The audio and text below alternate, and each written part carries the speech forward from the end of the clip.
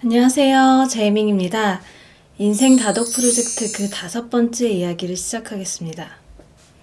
지난번 400권에 이어서 2019년 12월 24일부터 2020년 6월 30일까지 추가로 100권을 읽어서 총 500권을 달성하게 되었습니다.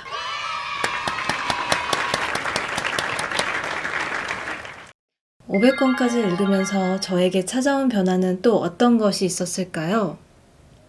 사회생활을 하다 보면 어쩔 수 없이 힘든 상황들을 마주할 수밖에 없습니다. 보고 싶지 않은 사람들을 만나야 할 때도 있고 하기 싫은 일을 억지로 해야 할 때가 있어요. 사실 400권 이후에는 이 다독 프로젝트를 시작하고 저에게 있어서 최대의 위기였던 것 같아요.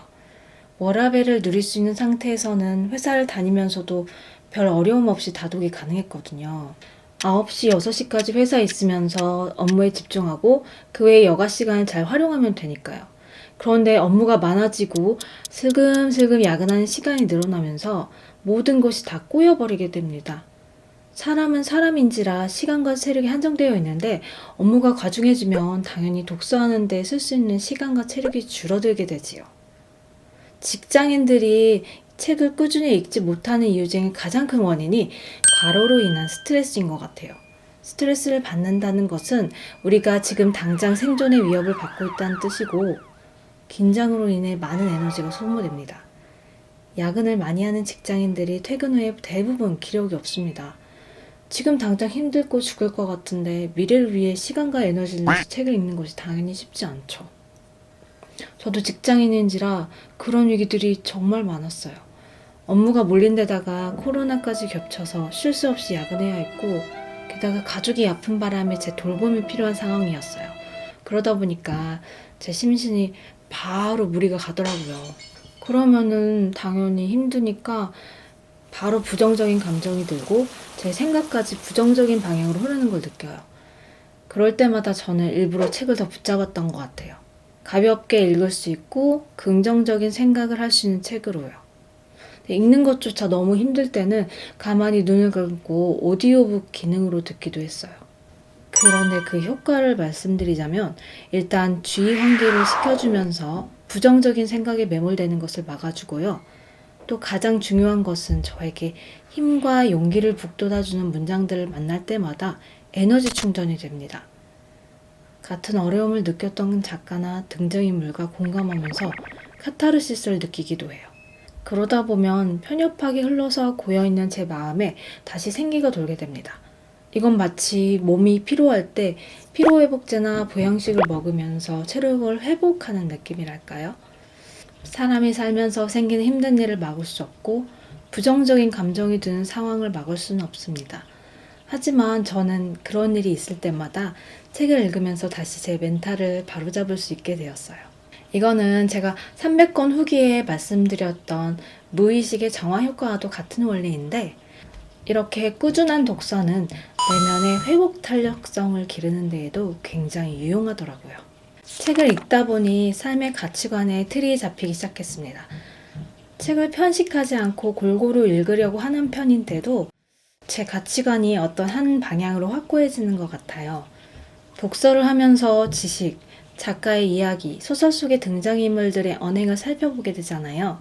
그러면서 제가 감명받았던 포인트들, 이건 정말 맞아, 혹은 그건 좀 아닌 것 같은데 하는 부분들을 종합하니까 앞으로 어떻게 살아가야 하는지 인생의 방향을 설정할 수 있게 되더라고요. 그러고 나서 세상의 흐름과 모든 이슈들을 가만히 지켜보고 있으면 점점 제가 생각하는 방향에 맞아떨어지는 것을 실감해요. 내가 가려는 길이 정말 옳은 길이구나 싶으면서 삶에 확신이 생기는 것 같더라고요. 예를 들어 저는 책을 읽으면서 사람이 살면서 꼼수를 부리기보다는 힘들더라도 정직한 길을 가야 한다라는 생각이 강하게 들었습니다. 그런데 그 사이에 보면 유명인 중에서도 굳이 저렇게 하지 않아도 됐는데 거짓된 언행으로 한순간에 나락에 떨어진 사람들이 참 많더라고요. 반면에 위인들을 보면 당대에는 인정을 받지 못하는 경우도 있고 삶의 역경이 가득했지만 끝까지 흔들리지 않고 자신의 길을 갔습니다. 결국엔 그런 사람들의 이름이 후대에 널리 알려지게 되고 오래도록 많은 사람들이 감동과 영감을 주었습니다. 내가 살아있는 동안 세속적인 가치에 흔들리지 않고 정직한 길을 꾸준히 걸어가기만 한다면 언젠가 세상이 내 가치를 알아주리라는 확신이 생겼습니다. 제가 종교인은 아니지만 사람의 인생은 죽음으로써 끝나는 것이 아니라는 생각이 들어요. 이런 말이 조금은 이상하게 들릴 수도 있지만 인간의 눈에 보이지 않는 놀라운 세상이 있고 인간이 믿기 힘든 법칙이 이 세계를 지배하고 있다는 것을 느끼기 시작했습니다. 예전 같으면 무슨 짓을 해서라도 부자가 되어 안락하게 사는 것이 제일이라고 생각했고 인기 많고 또 사람들의 관심을 받는 유명인들이 무척이나 부러웠거든요.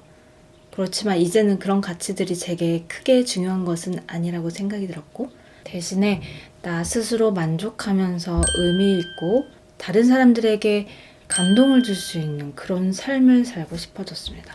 인생의 방향이 정해지다 보니 나는 대체 인생에서 무엇을 남겨야 하는 것에 대한 고민도 자연스럽게 하게 되었습니다. 그것이 바로 이루고 싶은 꿈의 형태로 명확해졌어요. 제가 이제 살면서 이 일을 꼭 해야만 하는 어떤 계시를 받은 것처럼 느껴졌어요. 그렇지만 아직은 아니야. 아직은 내가 너무 부족해 하는 생각만 하면서 오랜 시간을 망설였던 것 같아요. 본격적으로 시작하기에는 내 실력이나 여건이 뭔가 준비가 되지 않았다는 생각이 들었거든요. 좀 더 시간이 여유로운 때가 오겠지. 아니면은 이렇게 책을 읽거나 공부하다 보면 능력치가 올라가서 잘 되지 않을까 생각하기도 했어요. 그런데 어느 날 문득 깨달았습니다. 내가 지금 바로 행동하지 않는 이상 더 좋은 날을 기다린다거나 백날 책 읽고 공부하면서 지식을 습득하고 동기부여를 받아봤자 하나도 소용없다는 것을요. 대신에 저는 매일 조금씩이라도 꿈을 이루기 위한 작은 액션을 취해보기로 마음먹게 되었습니다. 덜 중요한 것들을 내려놓고 대신에 매일 꿈을 붙잡아두는 시간을 확보하려고 노력했습니다. 성과가 언제 얼마나 나올지 욕심이나 기대는 버리고 나 자신이 정말 무언가를 하고 있다는 사실에 초점을 맞추기 시작했습니다. 솔직히 말하자면 그렇게 행동하고 있는 매 순간이 열정으로 충만하거나 가슴 벅차거나 하지 않습니다. 오히려 자괴감이 들고 불편하더라고요. 역시나 부족하고 뭔가 어색하고 노력에 비해서 결과도 잘 안 나오는 것 같고 계속 이렇게 해도 되는 걸까? 재능이 없는 것 같은데? 시간 낭비가 아닐까? 별의별 생각이 다 들면서 차라리 포기하면 편하겠다 싶은 마음도 들고요. 하지만 그 모든 노고와 불편함, 실패의 쓰라림이 제게 필요한 양분이라는 것을 알고 있습니다. 성숙해지기 위해서는 일정량 이상의 고통이 필요합니다. 먼 훗날에 제가 그 꿈을 이루고 돌이켜봤을 때 그 모든 실패들이 딱 그만큼 필요했을 거라는 생각이 들어요. 그래서 저는 10년, 20년이 걸릴 수 있는 기약가 없는 이 모든 과정까지도 아무렇지 않게 감내할 수 있는 사람이 되기로 마음먹었습니다. 너무 늦지 않게 제 꿈을 이뤄서 여러분들과 그 기쁨을 공유할 수 있으면 좋겠습니다. 끝까지 시청해주셔서 감사합니다. 앞으로 나올 600권 후기도 많은 기대 부탁드리겠습니다. 감사합니다.